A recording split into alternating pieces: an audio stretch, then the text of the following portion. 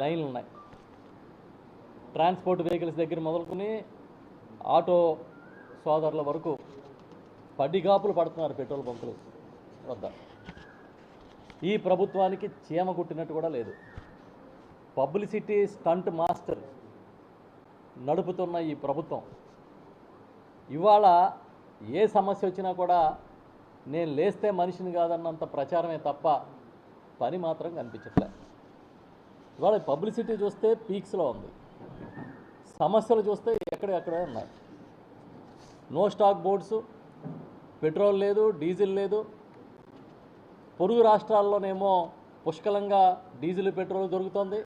ఇటు తెలంగాణ అవ్వచ్చు, అటు ఒరిస్సా అవ్వచ్చు, అన్ని రాష్ట్రాల్లో, తమిళనాడు కానీ అన్ని రాష్ట్రాల్లో కూడా.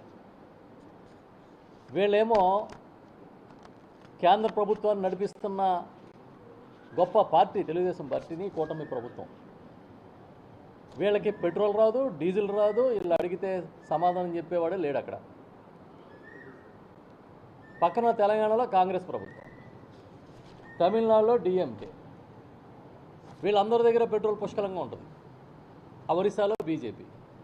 తెలుగుదేశం పార్టీ నాయకత్వంలో నడుస్తున్న ఈ ప్రభుత్వం మాత్రం ఈ రాష్ట్రంలో పెట్రోల్ తేలేదు, డీజిల్ తేలేదు. ఎంత దుర్మార్గం అంటే ఇవాళ ఈ నిర్వాకానికి, చంద్రబాబు నాయుడు గారి ప్రభుత్వం చేస్తున్న నిర్వాకానికి వ్యవసాయ రంగం సడన్గా సంక్షోభంలో పడిపోయిన పరిస్థితి వచ్చింది. ఎందుకంటే ఇప్పుడు గోదావరి జిల్లాలో రెండో పంట కోతల సమయం ఇది. వరి కోత మిషన్లు ఉన్నాయి, డీజిల్ లేక ఆగిపోయినాయి. కాలమాన పరిస్థితులు ఎలా మారుతాయో అర్థం కాక రైతులు ఆందోళన చెందుతున్నారు. ఎందుకంటే సడన్గా ఏ వర్షం వస్తే మొత్తం నాశనం అయిపోతారు. ఈ వరి కోత యంత్రాలకి డీజిల్ లేదు. ఏ రైతులు వెళ్ళి క్యాన్లు పట్టుకుని వాడి దగ్గరికి వెళ్తే నేను కొట్టను అంటాడు. ఎంఆర్ఓ దగ్గరికి వెళ్ళి స్లిప్ తెచ్చుకోమంటాడు. ఇంకో పక్క ట్రాక్టర్లకి డీజిల్ లేదు. ఈ ప్రాంతంలో ఆక్వాకల్చరు భయంకరమైన పరిస్థితి ఉంది. ఆక్వాకల్చర్లో సీజన్ ఇది. కనీసం పవర్ కట్స్ లేకుండా ఆక్వాకి పవర్ ఇవ్వట్లేకపోతున్నారు. దానివల్ల డీజిల్ అవసరం అవుతుంది. ఏరియేటర్స్ నడవాలంటే డీజిల్ కావాలి. డీజిల్కి వెళ్తేనేమో దొరకని పరిస్థితి.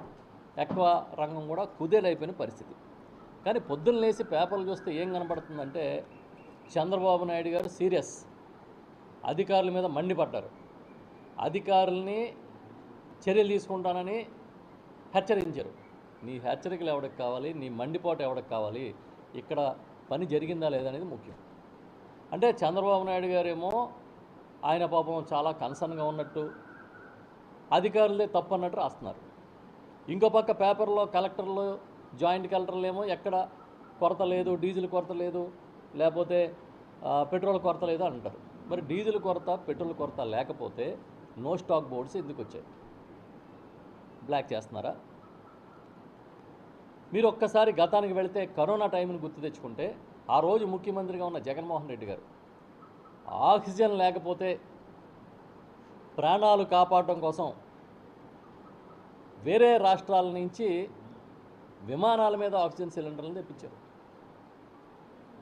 కరోనాలో సంక్షోభంలో ఒక్క పంట కూడా రైతు అమ్ముకోలేని పరిస్థితి ఉండకూడదు అని చెప్పి ప్రతిరోజు సమీక్షించి మార్కెటింగ్ శాఖ ద్వారా, మార్క్ఫెడ్ ద్వారా పెద్ద ఎత్తున కొనుగోలు చేశారు.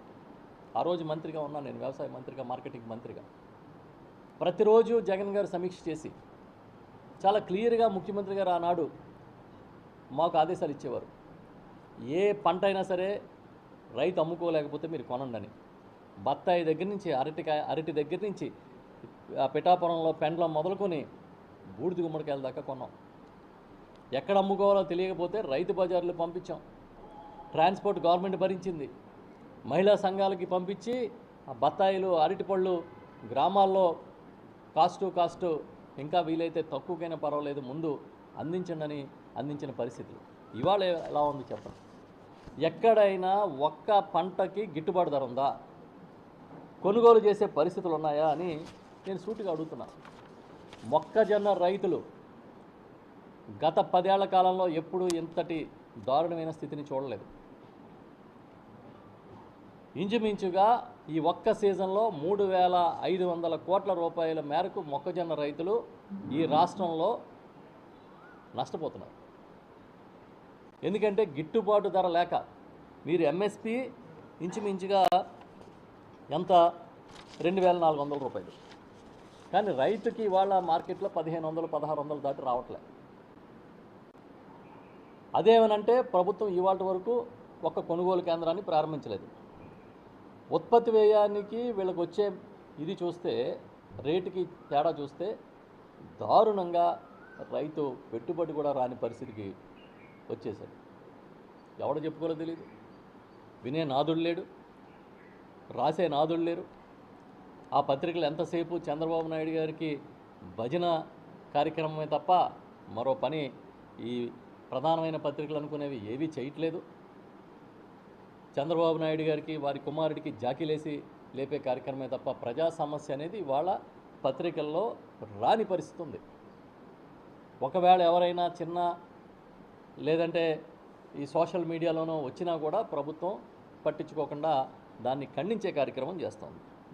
ఒక్కసారి వెనక్కి వెళ్ళి చూస్తే వైఎస్ఆర్ పార్టీ హయాంలో అధికారంలో ఉన్నప్పుడు ఇలాగే మొక్కజొన్నని మార్కెట్ ద్వారా కొనుగోలు చేసిన ఫిగర్స్ కూడా నేను ఇవాళ మీకు చెప్పబోతున్నాను. 2019-20లో 4,17,000